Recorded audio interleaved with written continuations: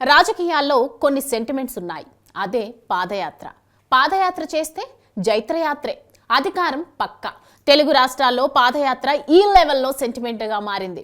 YS నుంచి చంద్రబాబు, జగన్, లోకేష్, తెలంగాణలో రేవంత్ రెడ్డి వరకు పాదయాత్ర ప్రతిసారి అధికార పీఠాన్ని దగ్గర చేసింది.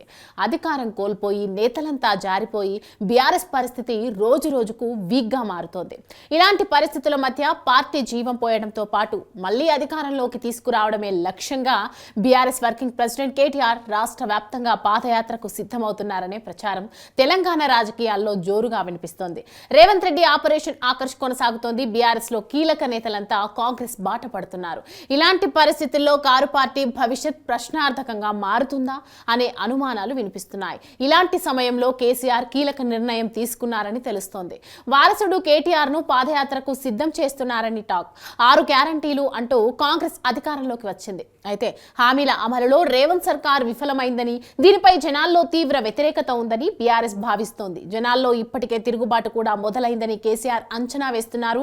బీఆర్ఎస్ అధికారంలో ఉన్న రోజులను జనాలు గుర్తు చేసుకుంటున్నారని, అలాంటి వారిలో ధైర్యం నింపేందుకు పాదయాత్రే మంచి నిర్ణయమని కేటీఆర్ కు కేసీఆర్ సూచించినట్లు తెలుస్తోంది.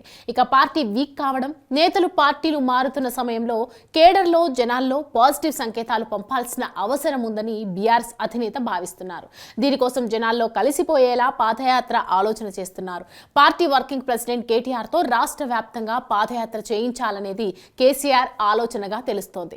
బీఆర్ఎస్ ను వ్యతిరేకించి కాంగ్రెస్ ను ఓటేసిన నిరుద్యోగ, యువ, సింగరేణి కార్మికుల్లోనూ ప్రభుత్వం పైన వ్యతిరేకంగా ఉన్నారని, పాదయాత్ర ద్వారా జనాల్లోకి వెళ్లడం ద్వారా మంచి జరుగుతుందని కేసీఆర్ ఆలోచనగా కనిపిస్తోంది. ఇంత వ్యతిరేకత ఉన్న జనాలను తమ వైపు తిప్పుకోవాలంటే చిన్న విషయం కాదు. చూడాలి మరి కేటీఆర్ పాదయాత్ర పార్టీకి పూర్వ వైభవం తెస్తుందో లేదో.